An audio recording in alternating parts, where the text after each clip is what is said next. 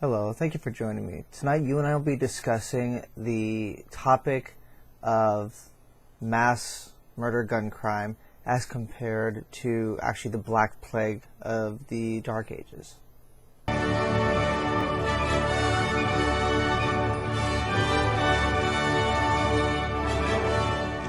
Also, for those fans of Ron Paul, go ahead and look below in the description box for a link to his homeschool curriculum. Good evening.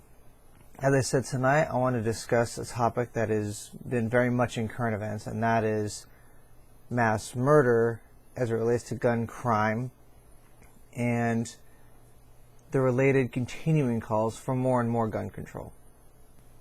First, I want to express my heartfelt condolences to the families and victims of these latest atrocities. In California, at the latest mass shooting over at the Garlic Festival in Gilroy, the Walmart shooting in El Paso, Texas, the latest shooting in downtown Dayton, Ohio, and as I understand it, there's been one more additional shooting, which I don't have all the details on, but again, my heartfelt condolences to everyone who's been affected by this. My prayer goes out to their family that God will provide them with comfort and healing, while enabling those shooters that are still at large to receive their due justice. Well, getting right down to the topic at hand. After every single shooting, not just the current ones, but even historically speaking, there's always a call in Congress for more and more gun control. This series of tragedies is certainly spurring calls for changes to the nation's gun laws, but what laws could have prevented these shootings? KPIX5 political reporter Melissa Kane shows us what lawmakers are saying. It's irresponsible. It's irresponsible that we don't take action. Action on gun laws might be coming. The president says he'll be making a statement on the subject tomorrow. A lot of things are in the works and a lot of good things, and we have done much more than most administrations, and it's not really not talked about very much, but we've done actually a lot, but perhaps more has to be done. According to a recent Quinnipiac poll, 94% of registered voters support requiring background checks for all gun buyers. And a bill to require checks at gun shows and in private transactions has already passed the House. Ohio Senator Sherrod Brown says the Senate cannot wait. The House of Representatives has passed a bill to do background checks, overwhelmingly bipartisanly. I've called on Senator McConnell to bring the Senate back into session. We can pass that in one afternoon, background checks. But the most recent 3 shootings in Gilroy, El Paso, and Dayton were by men who did not have criminal backgrounds. And authorities say they bought their guns legally through dealers, not at gun shows. So some lawmakers are talking about an additional proposal: bring back the assault weapons ban. I support the Second Amendment, and I support the need for universal background checks and a renewal of the assault weapons ban. Ban assault weapons, something that I've supported for 30 years. I'm the guy that passed the ban on assault weapons in America. There was a ban in place from 1994 to 2004 when the law expired, and it did prohibit the sale of many kinds of semi-automatic rifles, although it's not clear if the specific guns used in recent shootings would have been banned. That Quinnipiac poll showed 63% of registered voters support a nationwide ban on the sale of assault weapons. That includes 87% of Democrats, 63% of independents, and 39% of Republicans. Melissa Kane, KPIX5. Now I understand why the cause of this is, because ultimately people seem to think that if you just put in place more quote-unquote common sense gun laws, that it will reduce the chance of these deaths, of these great crimes, and possibly enable a higher chance at life.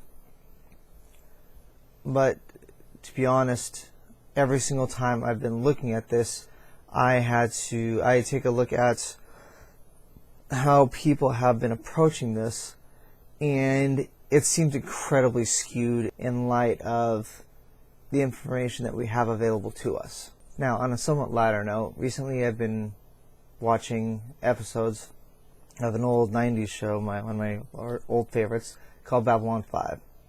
And in that show, for those of you who are familiar with the storyline, there's a race of aliens called the Mark-Hab.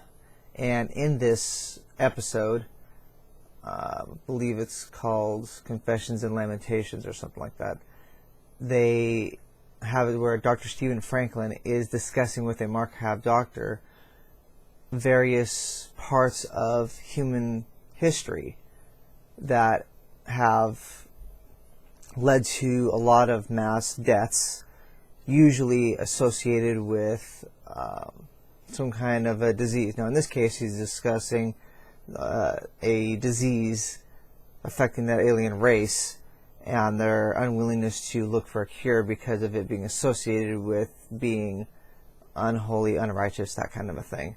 And Dr. Franklin was drawing parallels to American history and how our societies have been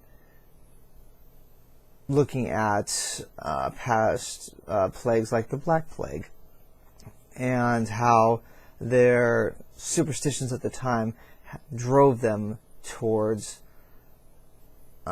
killing the one object, the one being, in this case black cats, that would have been capable of halting the spread of the Black Plague. Please watch.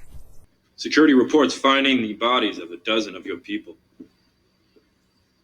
The plague is spreading fast. And the violence? So far, they've got it under control. And everyone's looking for someone to blame. Same old story. Black Death, AIDS, Chalmers syndrome. Millions die, and no one remembers the lessons we've learned. What was this, Black Death? Well, it hit Earth around the middle of the 14th century. Before it was finished, it wiped out 3/4 of the European population. They said the same things, too. It was punishment from God for our immorality. Some blamed the Jews and the lepers for poisoning the wells, and others said the plague was sent by the devil. And since cats were supposed to be the devil's familiars, they were killed by the millions. But cats were the only means of controlling the real source of the plague, the rats and the fleas that went with them. So all they were doing was helping the plague spread even faster. That does seem to be the rule, doesn't it? Analyze the problem, choose whichever strategy makes least sense, and then do it. Now, it immediately hit me during the exchange you just saw that it is an excellent allegory for how we look at gun crime as it relates to the Black Plague. In this case, mass shootings, ergo the Black Plague, are leading to calls really at every legislative level, but more specifically in Congress because it's nationwide, for really the elimination of almost any kind of gun. Although the statement in play nowadays is assault weapons, which is more of a political term than it is an actual descriptor of an actual gun. In this case, assault rifles or any kind of gun would be the black cats, in that they're viewed as essentially tools of evil, which is familiars, as they called it, and so needed to be done away with. Or so it was thought, forgetting that those same black cats would have been the key to halting the spread of the Black Plague completely, as they went in with the clip you just saw. In so doing, by destroying the real culprits, the rats who carried the flea-borne disease, and how that relates to, in this case, is to evil actors as they misuse guns. Now, in this case, the connection is that a lawful gun owner, a law-abiding resident,